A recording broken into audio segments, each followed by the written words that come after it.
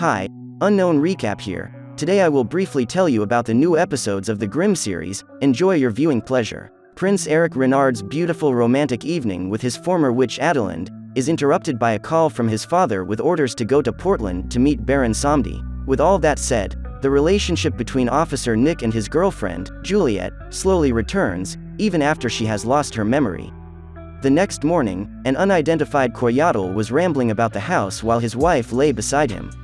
Sergeant Wu and Franco arrived on the call and were attacked, leading to the target being shot and the police noticing a strange green substance oozing from his nose. Meanwhile in Vienna, Adalind signs a blood contract with Stefania against her will, without even knowing its terms. And old Frau Pesch is watching the whole thing. When Nick and Hank arrive on the scene, they notice that there are no signs of murder on the dead woman in the house, and when the detectives leave, Burkhart notices a suspicious man with a cylinder. And when they arrive at the station, the detectives find in the dead man's file a report of his death, in which case it turns out that he died twice. Meanwhile, Adalind receives threats from Frau Pesch telling her not to trust Stefania, because if the creatures find out that Adalind is carrying the royal child, she will be worth more dead than alive. Nick's friend Monroe is visited by Juliet and asks him to show her what he wanted to show her until the moment she lost her memory a couple of weeks ago. Deciding to tell her about the creatures, the tree hugger Bud offers to do so in the spice shop. In the meantime, Nick arrives at the hospital, where the man who recently attacked the police was pronounced dead. At the same hospital, Nick again notices a man with a cylinder, but alas, the corpse is not at the expected location. Upon arriving at the spice shop, Monroe's girlfriend Rosalie began to theorize about Juliet to show her identity. And at Dr. Harper's, while performing an autopsy on the alleged victim, the corpse suddenly wakes up. Back to the spice shop. At the epicenter of it all is Juliet, who begins to learn that everyone she knows turns out to be an incomprehensible being. When the detectives learn at the station that the woman's corpse has woken up, they immediately head to her emergency room. Meanwhile, Stefania learns about the threats from Frau Pesch and becomes enraged, and she in turn meets one of Prince Eric's wards and asks for a meeting with him to uncover the mystery of the girl who is nesting with him. The cadaver girl does not turn up at the hospital and they are going to watch the cameras. With that, Captain Sean is notified of the news that there is a royal fetus outside the royal family, but does not give free rein to speculation, as he himself slept with Adalind a little earlier. Viewing the cameras pays off, as right on them a man in a cylinder takes the woman away. And Sergeant Wu reports an analysis of a strange green liquid. It's a mixture of psychotropic substances that leads to Lazarus syndrome, the moment when the victim appears dead but awakens after a while and is out of control.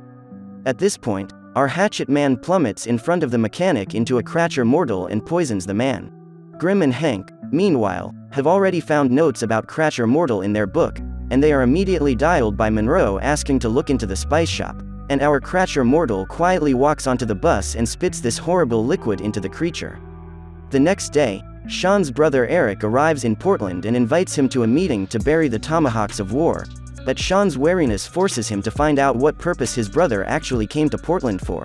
In addition to all these circumstances, a new catch emerges. The creature mortal doesn't just turn everyone into zombies, he also collects them into one container for a purpose we don't know. Nick discovers that his friends have shown Juliet their real selves, so they both have to get a little nervous before dinner. Meanwhile, Eric, who has already checked into one of Portland's luxury hotels, waits for his guest, who turns out to be none other than Creature Mortal, because he worked under the patronage of the prince. And we are waiting for everyone's favorite inscription to continue, but I won't bore you with the sequel in a few days, so I'll tell you what happened next right now.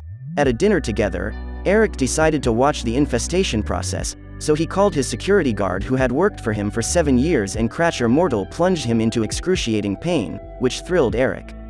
Our love couple, meanwhile, were finally reunited, and Creature Mortal was performing a strange ritual, after which he sent his zombies to Portland.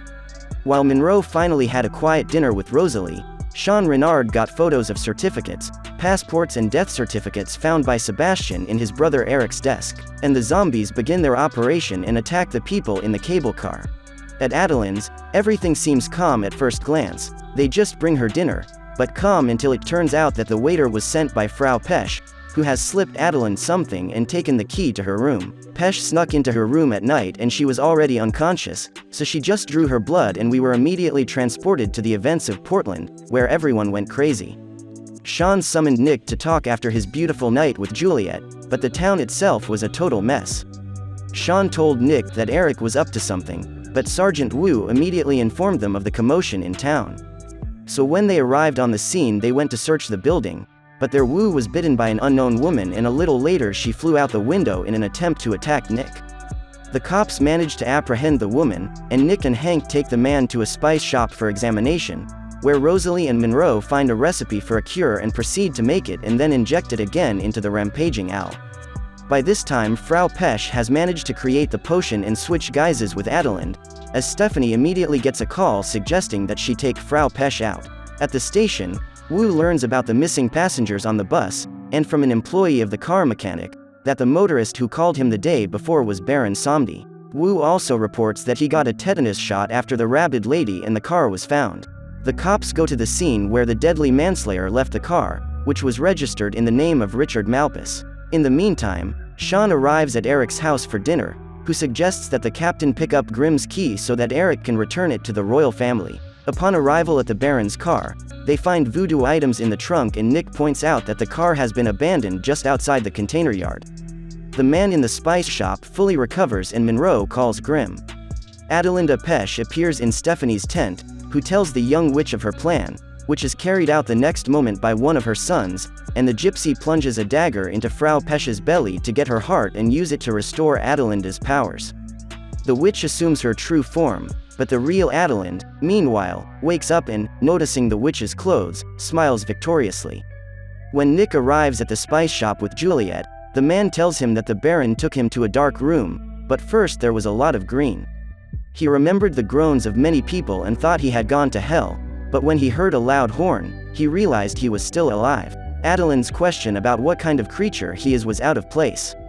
He asks Rosalie to hide the key in the shop and start making a cure for the zombie condition. Later, the team heads to the harbor where Baron opens the containers and exposes the team to a zombie attack. Nick separates from the others in order to get some of the victims away and runs into Baron Somdi.